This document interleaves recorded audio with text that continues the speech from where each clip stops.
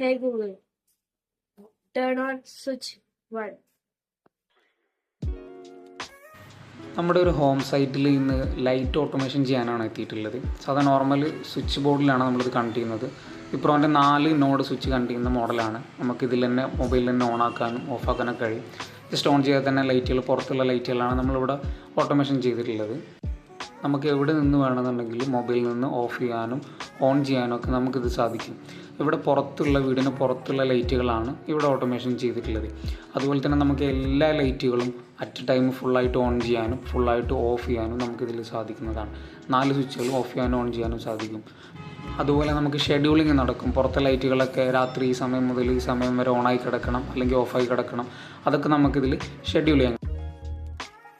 Hey Google, turn on switch 1. Okay, turning on